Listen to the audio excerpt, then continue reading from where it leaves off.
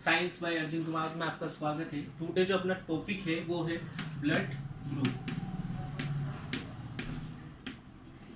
Blood group जैसे कि अपन जानते हैं कि जो अलग अलग व्यक्ति है सब में अलग अलग प्रकार का ब्लड पाया जाता है, और ब्लड जो अलग अलग प्रकार का पाया जाता है तो किस आधार पर पाया जाता है वही मैं आपको आज यहाँ बताऊंगा। जो सर्वप्रथम कार्ल लेड स्टीनर ने 1901 में ब्लड ग्रुप की खोज करी। कार्ल लेड स्टीनर ने जिन्होंने 1901 में ब्लड ग्रुप की खोज करी, उन्होंने बताया कि जो आरबीसी होती है यानी लाल रक्त कणिका है उस पर दो प्रकार के प्रतिजन पाए जाते हैं, ए और बी। ए और बी के आधार पर उन्होंने जो अपने ब्लड ग्रुप है उसको 4 भागों में विभाजित किया। वो 4 अलग अलग 4 टाइप्स में विभाजित किया, जिसमें blood group A, B, A B और ओ है। ए जो ब्लड ग्रुप होता है उस पर एंटीजन ए पाया जाता है और एंटीबॉडी बी पाया जाता है। अगर इसका अपन जीनोटाइप देखें तो इसका जीनोटाइप होता है IIA और IA। नेक्स्ट बी जो होता है उसमें एंटीजन बी पाया जाता है, एंटीबॉडी ए पाया जाता है, और सेम इसका ही भी जीनोटाइप IB होता है। नेक्स्ट AB जो ब्लड ग्रुप है उस पर एंटीजन AB और एंटीबॉडी इसमें नॉन होता है, साथ ही ये IA और इसमें जीनोटाइप पाया जाता है। नेक्स्ट O जिस पर एंटीजन नॉन होता है, एंटीबॉडी AB और इसका जो जीनोटाइप है वो II होता है। इसमें जैसे अपन बात करें कि A जो होता है वो किस किस से ब्लड ले सकता है, तो A जो होता है वो A एंड O से ब्लड ले सकता है, साथ ही वो A और O से ब्लड ले सकता है, वो A को दे सकता है, उसके अलावा AB को दे सकता है और B को दे सकता है। नेक्स्ट B और A है जो ब्लड B और O से ले सकते हैं, और ये B, AB और A को ब्लड दे सकते हैं। नेक्स्ट है AB जो होता है इसमें एंटीबॉडी नॉन होने के कारण, प्रतिजन AB होने के कारण ये सारे ब्लड ग्रुप वालों से ब्लड ले सकते हैं, जैसे कि A से ले सकते हैं, B से ले सकते हैं, AB से ले सकते हैं और O से ले सकते हैं, बट ये सिर्फ AB को दे सकते हैं। साथ ही क्योंकि इसे यूनिवर्सल रिसिपिएंट कहते हैं क्योंकि ये सभी से ब्लड ले सकता है। ओ जो होता है ये यूनिवर्सल डोनर होता है क्योंकि इसके अंदर कोई किसी प्रकार का कोई एंटीजन नहीं है, और एंटीबॉडी ए भी है तो ये सभी प्रकार के ब्लड ग्रुप वालों को ब्लड दे सकता है, जैसे ए को दे सकता है, बी को दे सकता है, AB को दे सकता है, O को दे सकता है, सिर्फ ये O से ही रिटर्न ले सकता है। अब अपन बात करते हैं यहाँ पर आगे कि जो अपना ब्लड ग्रुप है, क्योंकि किसी भी दुर्घटना होती है या किसी भी प्रकार के जो ऑपरेशंस होते हैं बड़े बड़े, तो उनमें ब्लड की ज़रूरत होती है। तो ब्लड अगर अपन किसी का ब्लड ले तो उस अपने ब्लड की टेस्टिंग होती है, उसके आधार पर ब्लड एक व्यक्ति से दूसरे व्यक्ति में दिया जाता है। बट कभी ऐसे केसेस हो जाए कि जिसमें ब्लड ग्रुप ना चेक करके या फिर ऐसे चढ़ा दिया जाए, तो उस स्थिति में क्या होता है कि एंटीजन एंटीबॉडी दोनों ही क्या कर देते हैं, प्रतिक्रिया कर लेते हैं, रिएक्शन कर लेते हैं, या अपन कहें कि एंटीजन एंटीबॉडी यानी जो अपनी आरबीसी है वो जब किसी अदर व्यक्ति का अगर अपनों ने बिना चेक किए या अदर ब्लड ग्रुप वाले का अगर अपनों ने ब्लड चढ़ा दिया, तो उस स्थिति में ऐसा होता है कि अपनी जो आरबीसी है वो गुच्छे बना लेती है। इसे इसे एग्लूटिनेशन कहते हैं, और एग्लूटिनेशन के कारण जो गुच्छे बनने के कारण जो ब्लड है उसके अपने रक्त में प्रेसिपिटेट बनने लगते हैं, और इससे क्या होगा, इससे ऑक्सीजन का परिवहन नहीं होगा, साथ ही ब्लड परिवहन नहीं होगा, तो इससे व्यक्ति की मृत्यु हो जाती है। इस कारण जो ब्लड ग्रुप है उसे जांचा जाता है, उसके बाद उसको चढ़ाया जाता है। नेक्स्ट एक और चीज होती है इसमें, इनहेरिटेंस ऑफ ब्लड ग्रुप, यानी जो अपनी वंशावली है, या अपन कहें कि आनुवंशिक रूप से जो पेरेंट्स हैं उसके द्वारा जो बच्चा है उसमें किस प्रकार का ब्लड ग्रुप होता है, तो उसकी भी इसमें आइडेंटिफिकेशन होता है, क्योंकि अपना जो जीन है वो एक लक्षण को नियंत्रित करता है, और एक जीन जो होता है वो अपने लक्षण है उसके लिए उत्तरदायी है। तो उसके आधार पर यानी अपने ब्लड के आधार पर भी मतलब अपन पहचान कर सकते हैं।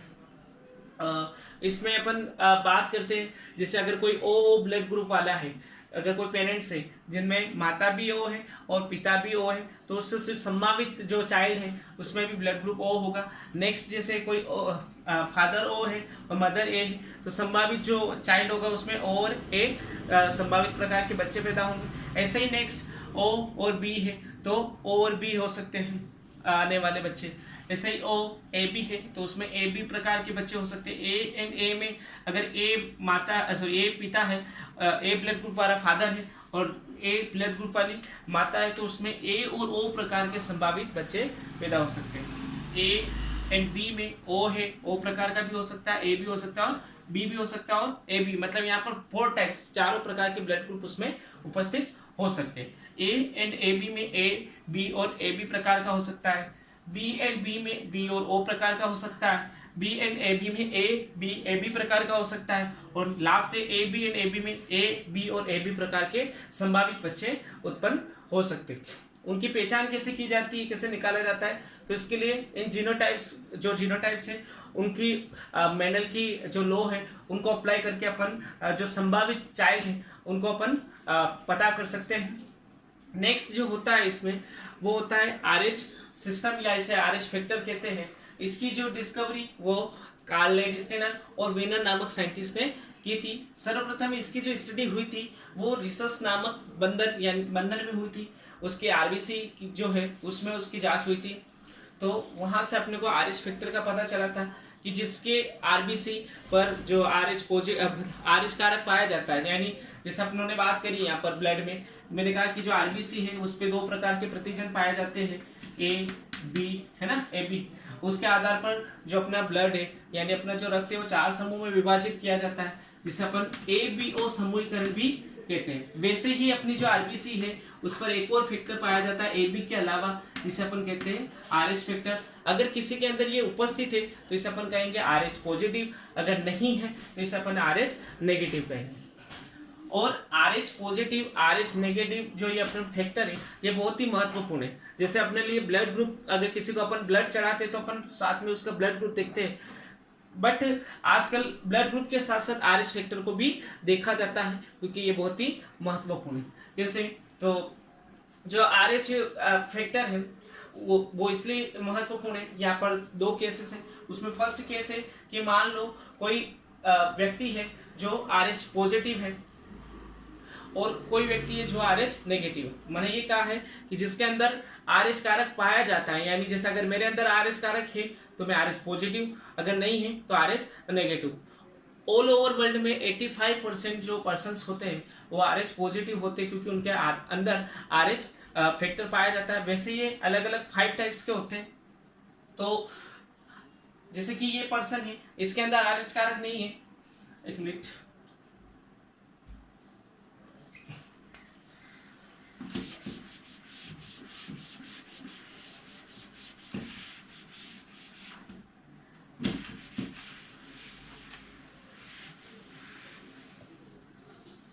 जैसे कोई पर्सन है इसके अंदर RH फैक्टर नहीं है तो ये RH नेगेटिव, और ये जो पर्सन है इसमें RH कारक है इसलिए RH पॉजिटिव।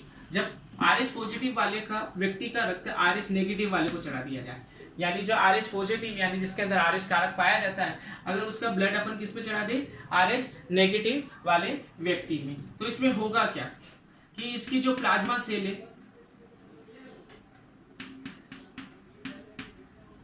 प्लाज्मा सेल क्या हो जाएगी, इसकी एक्टिव हो जाएगी, और एक्टिव होने के कारण इसके अंदर अपन यूं कहेंगे हीमोलाइसिस होने लगती है। इसके अंदर हीमोलाइसिस मींस रक्त समूहन,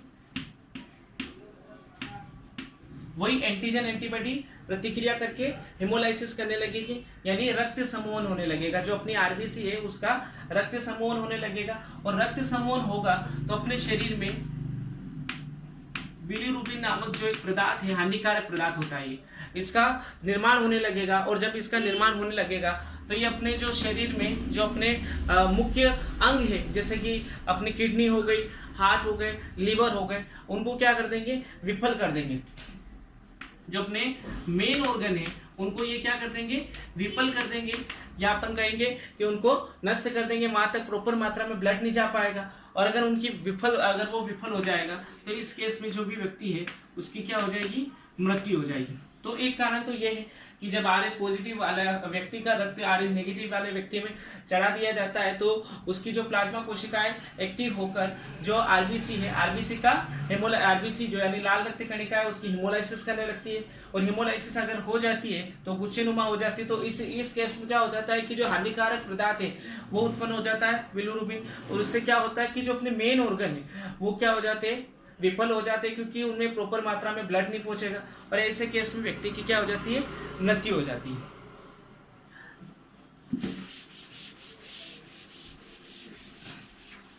नेक्स्ट जो केस है वो है इरिथ्रोब्लास्टोसिस फिटेलिस का, यानी गर्भ रक्ताणु कोरकता। इस केस में क्या होता है कि जैसे RH पॉजिटिव जो है वो फादर है, और ऐसे ही RH नेगेटिव क्या है, मदर, और इससे जो उत्पन्न होने वाला बच्चा है वो क्या है, RH पॉजिटिव।